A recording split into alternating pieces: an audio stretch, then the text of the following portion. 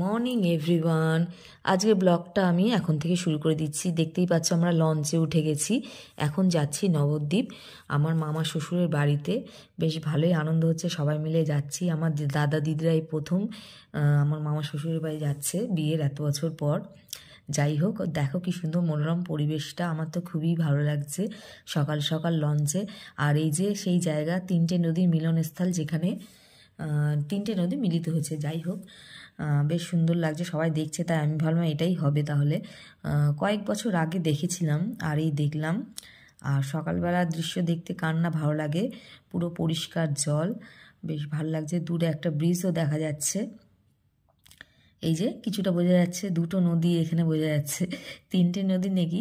যাই হোক, দুটো নদী পুরো পরিষ্কার বোঝা যাচ্ছে, একটা সাদা আর একটু একটু ছাই ছাই ধরনের, তাই না, স্লেট কালারের ধরনের। যাই হোক, বেশ ভালো লাগছে, অনেকে ফটোও তুলছে। আর মামা শ্বশুর বাড়ি হচ্ছে পোড়ামাতলা। না, তোমরা সেই মন্দিরের নাম শুনেছো নিশ্চয়ই, আশা করি, যারা নবদ্বীপে এসেছো।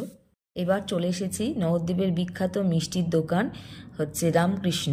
এখানে বিয়ের আগে একবার আমার বর নিয়ে এসেছিল, খেয়েছিলাম, আবার এসেছে, এখানে অনেকবারই খেয়েছি। যাই হোক, এখন এখানে মিষ্টি নিয়ে যাচ্ছি। আজকে দুটো বাড়িতে যাব আমরা, বড় মামা আর ছোট মামার বাড়িতে। যাই হোক, এই যে এবার চলে এসেছি পোড়ামাতলায়।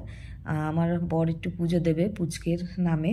আমার প্রথম এখান থেকে গেছি, কিন্তু ভেতরে কখনো ঢুকিনি, ফার্স্ট টাইম এখানে এলাম। বেশ ভালোই লাগছে, বেশ ভিড়ও আছে, আর জায়গাটা বেশ দেখেই বোঝা যাচ্ছে জাগ্রত, মানে অনেকেই এসেছে, মানে দূর দূর থেকে।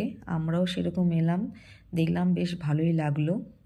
আর আমার বর এখন পুজো দিতে যাবে পুচকের নামে, ভালোভাবে পুজোটা দিয়ে দিক। আর আমার দাদা দিদি, আমরা ফার্স্ট টাইমই এখানে এলাম। আমি এর আগে এসেছি, এর পাশ দিয়ে গিয়েছি, কিন্তু কখনো সামনে, মানে এই মন্দিরের সামনে আসিনি। যাই হোক, বর তাহলে তাড়াতাড়ি করে পুজোটা দিয়ে দিক। আর অনেকেই জানো, পোড়ামাতলার যে মন্দিরটা, ঠাকুর সেখানে খুবই জাগ্রত।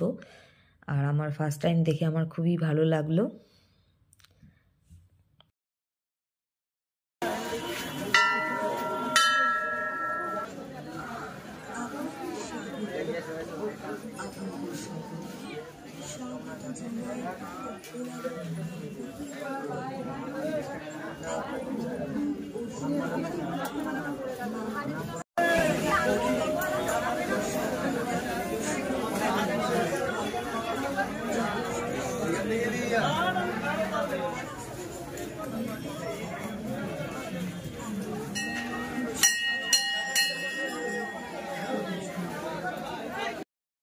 এবারে চলে এসেছি ছোট দাদুর, মানে পুরনো বাড়িতে। আগে দাদুরা এই বাড়িতে থাকতো, এখন তো নতুন বাড়ি করে ওদিকে চলে গেছে।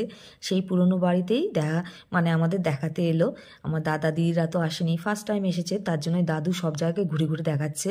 তারপরে চৈতন্যদেবের জন্মস্থানও দেখাবে, সব কিছুই দাদু দেখাবে। আমার দাদারা এসেছিল অনেক আগে, সেটা আবার একটু নতুন করে দেখছি।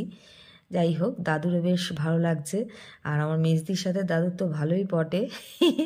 আর এই যে যাচ্ছি এখন গঙ্গার পাড়ে, দাদু সব ঘুরিয়ে দেখাচ্ছে। আর পুচকু তো মামাকে ছাড়ছেই না, মামার কোলে কোলে শুধু ঘুরে বেড়াচ্ছে। মামাকে দুদিনের জন্য পেয়েছে, তাই সহজে ছাড়তেও চাইছে না। আর ওই দেখো, দাদু সব দেখাচ্ছে আমাদের ঘুরিয়ে কোথায় কি আছে।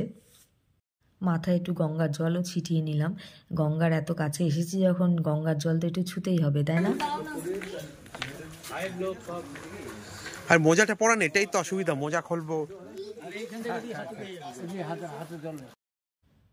শ্রী চৈতন্যদেবের জন্মস্থানে চলে এসেছি। এটা মনে হয় আমি এর আগে আসিনি, আমি ফার্স্ট টাইমই ঢুকছি।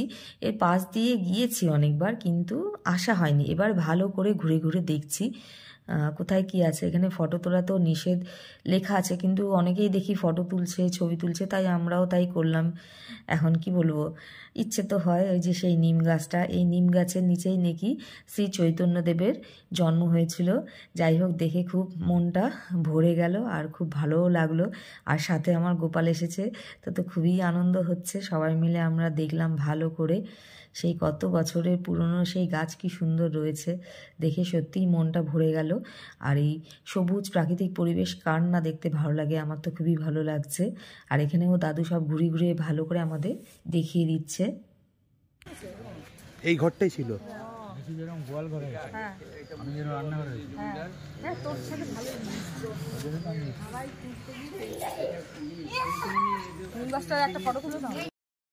সব দেখা হয়ে গেছে, এবার আমরা বাড়ির দিকে যাব।